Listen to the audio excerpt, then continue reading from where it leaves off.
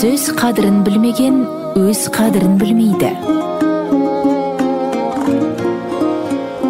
Сөздердің мәні, мағынасы, астары, шығу төркіні оңғар құралдың сөз киесі хабарында. Сөз киесі хабарында.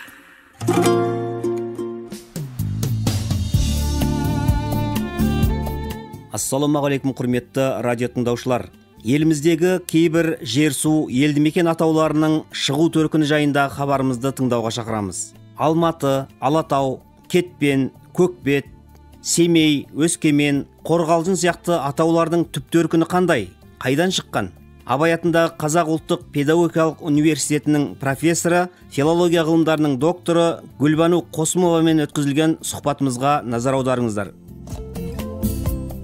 Гүлбану Сейілбекқызы, біз өткендегі хабарымызда айтылған әңгімемізді одан әрі жалғастырамыз. Мынандай сұрақ бар да, қазіргі кезде жергілікті жерлерде мекен жалпы байқап қаламыз, қолында билігі бар бір ықпалды тұлғалар өзінің ата-бабаларының атын мекен, өзіне таныс ру аттарын мекен жергілікті жерге, жер-су атауларына қойғысы келетіндей бір ыңғай танытып жатады. Сондайларды байқап қаламыз. Жалпы осы жер-су атауларын өзгерту қаншалықты дұрыс болады деп ойлайсыз?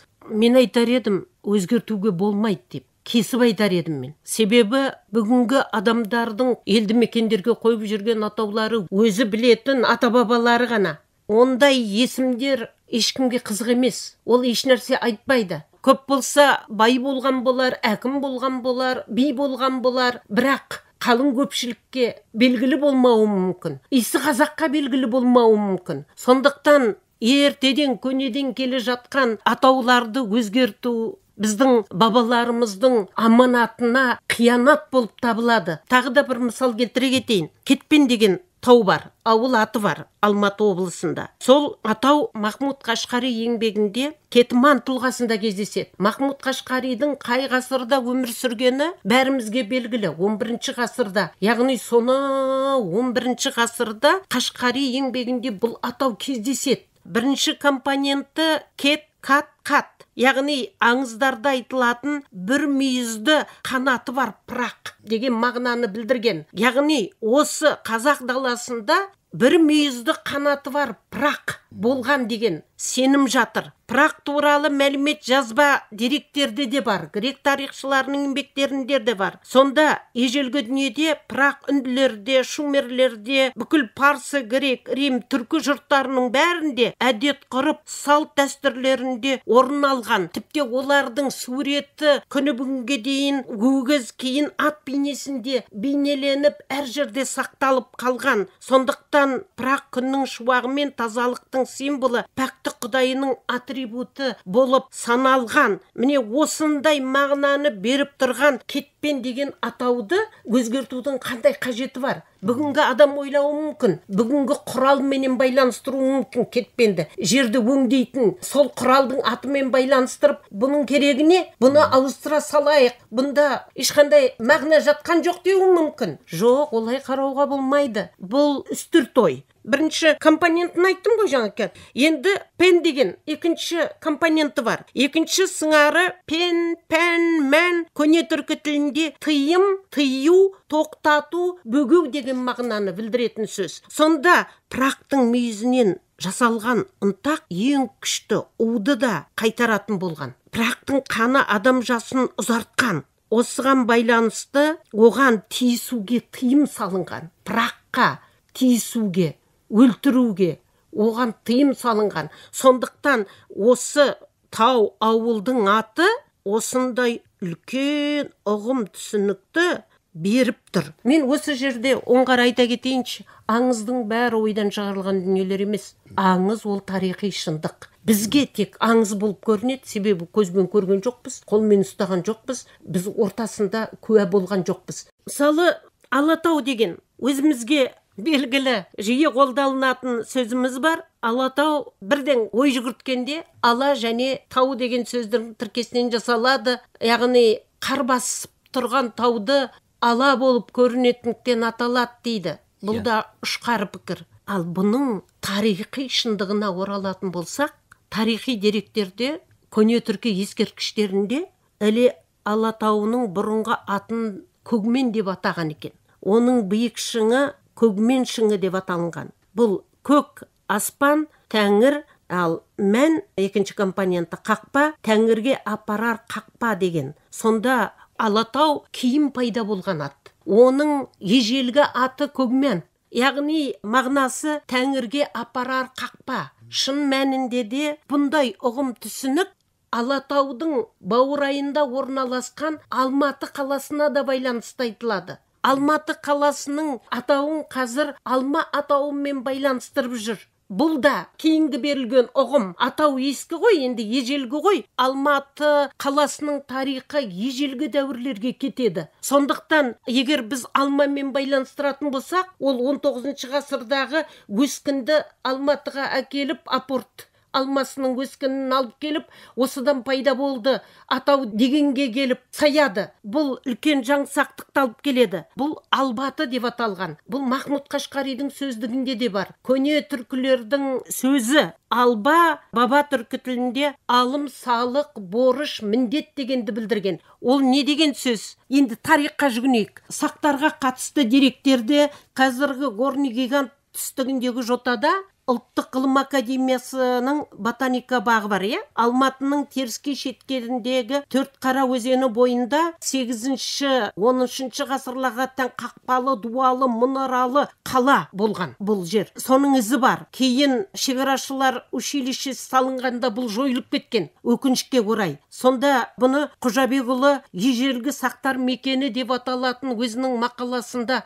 кезінде айтқан болатын. Археологиялық қазба жұмыстарында Алматының түстік жағынан біздің заманымызға дейінгі 3-2 ғасырларда 130 шаршы метр келетін ғибадатхананың орны табылған. Сонда 15 зебу бұқасының, қодастың мүсіні, ортасында шырағдан түтік және садақты кезей ұстаған атты жауынгердің бейнесі салынған діни ғұрыптық сәкі табылған. Яғни осының барлығы міне діни наным сенімді ғибадатхананы тәңірге табынған жер екендігін, соған міндетті алым салықты төлеп отырып құрбандық шалған беріп отыру деген мағына жатыр. Тіптен бар ғой, құрбандық сәкісі табылған осы жерден. Сонда Жетісулық алтар деп аталатын құрбандық сәкісі Алматы маңынан табылғанын Байпақов, Нұржанов деген ғалымдар, археолог ғалымдар, Ұлы Жібек жолы және орта ғасырлық Қазақстан деген еңбегінде айтты. Сонда Алатау менен Алматының ұштасқан мағынасы,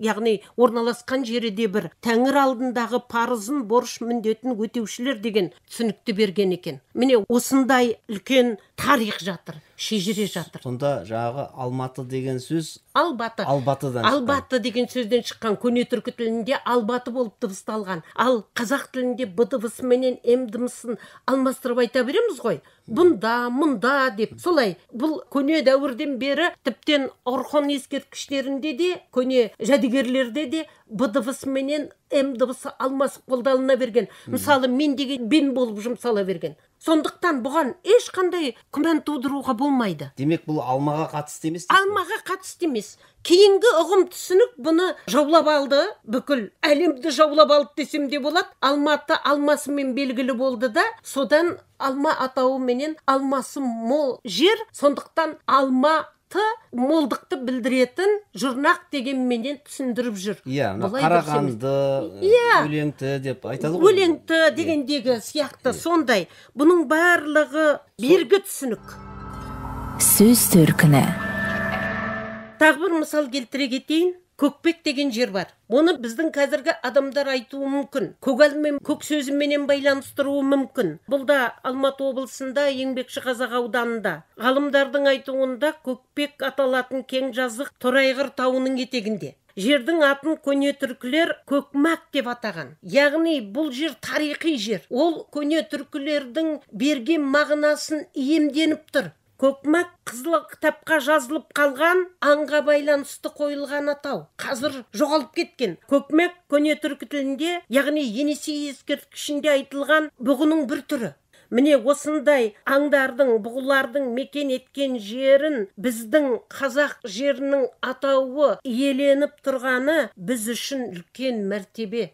Сонда осыдан ұғып отырмыз, қандай өсімдіктер болған қазақ жерінде, ұлы далада, қандай аңдар болған. қандай киелі жануарлар болған, қандай жоғалып кеткен құбылыстар болған. Осының барлығы ұлы даланың ұлылығын дәріптейтін дүниелер. Сондықтан әрбір атаудың мағынасына зер сала қарау керек. Шығыс Қазақстанға қатысты Семей дегенді айтайын. Осыны әбден шатастырды. Семейді орыстың Семипалатинскі деген сөзінен шықты деп, яғни алыстан жеті шатыр болып көрінгендіктен Семипалат деген сөзден алынып, қазақшаланып, Семей деген атау алынды деген. Апырмай, осылай қиянат жасауға бола ма енді? Бұл дегенің біздің көне түркілердің ұғым түсінігіне, наным сеніміне деген қиянат қой. Бұл Семей деген атау, бұл өте ежелгі атау. Ол бүкіл түркі моңғол тілдеріне ортақ жайылған семе, сүмә деген сөз бар. Бұл Құдайға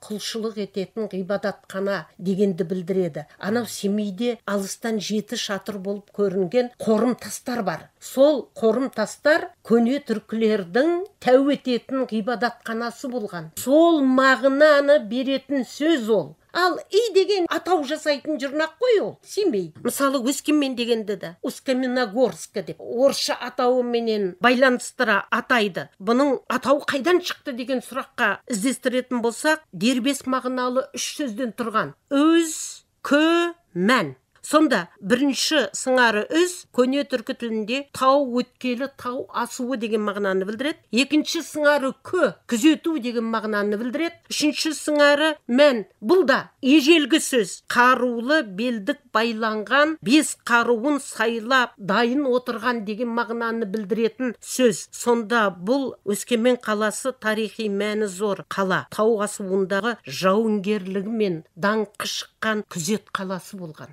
Осыдан қалыптасып қалған атау ғой. Өткенде мен телеарнадан Қорғалжың деген атаудың қайдан шыққандығын айтып жатқан бір ғалымның сөзін естідім. Қорғалжың деген көл ғой енді, Ойпат, Ақмола облысында. Кезінде Қоңқашбаев айтып кеткен, сол кісінің кітабында бар, қорғасын сөзіменен тамырлас деп. Жаңағы интервью беріп отырған адам, этнограф ғалым, қорғасын сөзіменен тамырлас деп отыр. Бұл дұрыс пікір емес. Бұны көне түркі тілінен іздегенде үш буынды сөз, яғни күрделі сөз, қор, ғал, жын деген үш дербес сөзден құралған күрделі сөз. Сонда атаудың бірінші сыңарындағы қорық сирек кездесетін бір жануар не аңның жиналған жері дегенді. Қорық деген мағына бар ғой қазірдің өзінде де. Сол мағынаменен үндес қорық. Бірінші сыңары қорық сонда. Ал қыл көне түркі тілінде үйрек сортына жататын біз құйрықты құстың түрі екен. Осындай құс болған. Ал йын көне түркі тілінде ін деген сөзді білдіретін мағына. Сонда Қорғалжың көлі ертеде көл жағасында өмір сүрген үйрек тектес ерекше бір құстың індері болған қорық деген мағынаны білдіреді. Дұрыс, Гүлбану Сейілбекқызы біршама елді мекен жер су атауларына шолу жасап, төркіні қайдан шыққандығы туралы әңгіме айтып бердіңіз. Әрине бұны таңнан таңға дейін айтуға болады. Себебі сіз сол салада монографиялық зерттеу еңбектерін жазып жүрген ғалымсыз. Біз оның бәрін әзір айтып шығу әрине эфирде мүмкін емес. Егер осы тақырып қызықтыратын болса, сіздің кітабыңызды тауып оқу керек қой деп ойлаймын оқырмандар. Дұрыс айтасыз. Ол кітаптың аты тарихи атаулардың этимологиясы, жер су атаулары деп аталады. Авторы Гүлбану Сейілбекқызы Қосымова. Сонымен бүгінгі әңгімемізді осы жерден түйіндесек, тыңдаушыларға сіздің айтарыңыз. Құрметті оқырман, құрметті қазақ халқы, біз қандай далада өмір сүріп отырғанымызды бағалай білуіміз керек. Бұл ұлы дала. Қазақ даласындағы әрбір тас киелі, әрбір жер киелі, әрбір су киелі. Сол тастың, таудың, судың, жердің атауы беріп тұрған мағынасы да киелі. Сондықтан сөздің киесін танып, бағалап, бағамдай білу керек. Оны өзгертуге болмайды. Тіптен ата-бабалардың аманатына деген қиянат болып есептеледі. Мен осылай қорытқым келеді сөзімді. Жақсы, Гүлбану Сейілбекқызы, мына бүгінгі әңгімелеріңізден біздің хабарымызды тыңдап отқан тыңдаушылар көп мағлұмат алды, тіпті ойларын өзгертті деп ойлаймын. Біз қалыптасқан кейбір атаулардың мағынасын басқаша түсініп жүрсек, сіз соны сонау көне түркі заманнан бері қарай тарқатып, біршама мағынасын ашып бердіңіз. Былайша айтқанда, осы айтқан ойларыңыз арқылы тыңдаушылар да жаңаша ойлай алады, жаңаша көзқараспен қарай алады деген ой түйуге болады деп ойлаймын. Сізге көп-көп рахмет. Сізге де рахмет. Осымен сөз киесі хабарын аяқтаймыз. Хабарға Абай атындағы Қазақ ұлттық педагогикалық университетінің профессоры, филология ғылымдарының докторы Гүлбану Қосымова қатысып, еліміздегі кейбір жер-су атауларының этимологиясы туралы ойларын ортаға салды. Хабарды әзірлеп жүргізген Оңғар Құрал, музыкамен көркемдеген Ағзер Қазыбекқызы. Әуе толқында келесі кездескенше сау, сәлемет болыңыздар.